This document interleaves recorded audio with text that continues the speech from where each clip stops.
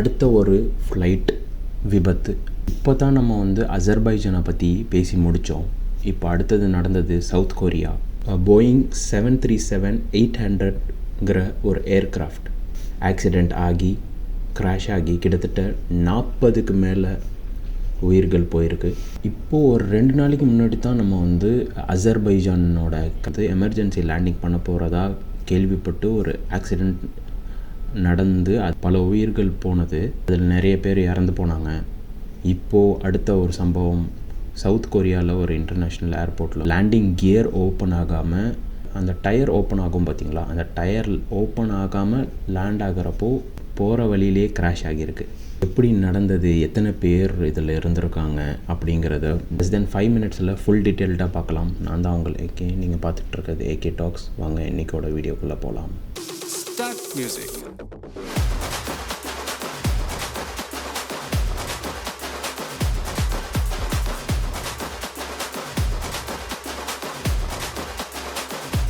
வந்து இந்த ஆக்சிடெண்ட் வந்து எங்கே நடக்குதுன்னு பார்த்தீங்கன்னா, சவுத் கொரியாவில் சியோலுங்கிற ஊரில் 737-800ங்கிற ஒரு ஏர்க்ராஃப்ட் பிளேன். இந்த ஃப்ளைட்டில் வந்து எத்தனை பேசஞ்சர் இருக்காங்கன்னு பார்த்தீங்கன்னா 181 மெம்பர்ஸ் வந்து இதில் ட்ராவல் பண்ணியிருக்காங்க. 175 பேசஞ்சர்ஸ் ப்ளஸ் 6 மெம்பர்ஸ் வந்து க்ரூ. இது ஒரு ஸ்கெட்யூல்டு ஃப்ளைட். பேங்காக் ஏர்போர்ட்லேருந்து டிபார்ட் ஆகுது. சியானுங்கிற ஏர்போர்ட்டில் லேண்ட் ஆகிற டைமில் தான் ஃப்ளைட்டோட லேண்டிங் கியர் ஓப்பன் ஆகலை. இந்த ஃப்ளைட்டோட கம்பெனி ஜிஜு ஏர் என்ன சொல்லியிருக்காங்கன்னா, நாங்கள் கிட்டத்தட்ட 2005லேருந்தே இந்த ஃப்ளைட் சர்வீஸ் லோ காஸ்ட்டில் ப்ரொவைட் பண்ணிகிட்ருக்கோம். அதோட ஹார்ட்லி அப்பாலஜைஸை நாங்கள் தெரிவுபடுத்திக்கிறோம். எங்களால் என்ன சப்போர்ட் கொடுக்க முடியுமோ அந்த பேசஞ்சரோட ஃபேமிலிஸுக்கெலாம் வந்து நாங்கள் எங்களோட ஃபுல் சப்போர்ட்டை கொடுப்போம் அப்படிங்கிற மாதிரி சொல்லியிருக்காங்க. காலைல இந்த சம்பவம் வந்து ஏர்லி மார்னிங் நடக்குது. 9 மணிக்கே வந்து அங்கே இருக்கிற எமர்ஜென்சி டீம், ஏர்போர்ட்டில் இருக்கிற எமர்ஜென்சி டீம், ரெஸ்கியூ டீம் வந்து ஹெல்ப் பண்ண ஆரம்பிச்சிட்டாங்க. அந்த வீடியோ நான் உங்களுக்கு காமிக்கிறேன், ஸ்க்ரீனில் பாருங்கள். 에 따르면 비행기는 착륙 중에 랜딩 기어가 내려오지 않았고 착륙한 뒤 활주로를 이탈해 공항 담장 끝까지가 폭발했다고 합니다. 다시 한번 전해드리겠습니다.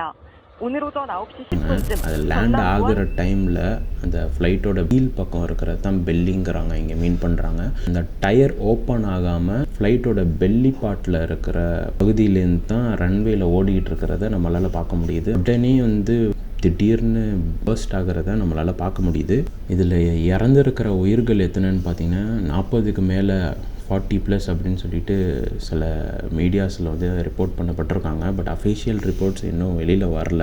பட் இதில் 2 பேர் வந்து ஃபஸ்ட்டு ஸ்டார்டிங் இனிஷியல் ரெஸ்கியூ டைமில் வந்து 2 பேர் அலைவாக இருந்திருக்காங்க. லக்கிலி ஒரு ஃப்ளைட் அட்டண்டன்ட்டும் இன்னொரு பேசஞ்சரும் லோக்கல் மீடியா வந்து ரிப்போர்ட் பண்ணியிருக்காங்க.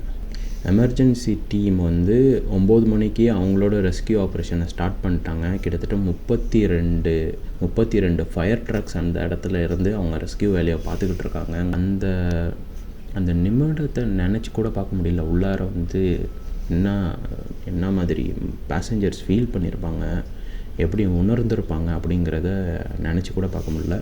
சவுத் கொரியாவோட ஆக்டிங் பிரசிடெண்ட் சாங் சாங் மாக் என்ன ஆர்டர் போட்டிருக்காருன்னா, எல்லா ரெஸ்கியூ டீமாக இருக்கட்டும், அஃபிஷியல் டீம்ஸாக இருக்கட்டும், உடனே போயிட்டு யாராக இருந்தாலும் உள்ளார இருக்கிற எல்லாருமே வந்து நீங்கள் ரெஸ்கியூ பண்ணணுங்கிற மாதிரி ஒரு ஆர்டர் போட்டிருக்காரு.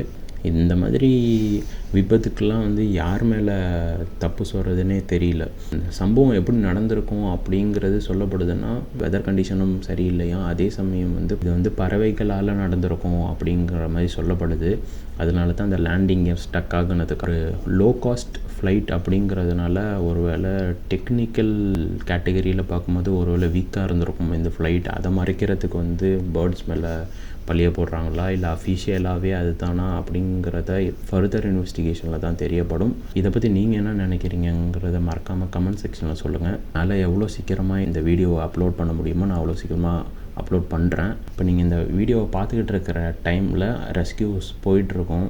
எல்லோரும் சேஃபாக இருப்பாங்க அப்படிங்கிறத நான் நம்புகிறேன். எல்லோரும் மறக்காமல் சப்ஸ்கிரைப் பண்ணி சப்போர்ட் பண்ணுங்கள். உங்கள் சப்போர்ட் தான் என்னோடய மோட்டிவேஷன். மீண்டும் அடுத்த வீடியோவில் நான் உங்களை சந்திக்கிறேன். வேறு ஏதாவது டாபிக் பேசணும்னா கண்டிப்பாக மறக்காமல் கமெண்ட் செக்ஷனில் மென்ஷன் பண்ணுங்கள். பாய் அண்ட் டேக் கேர்.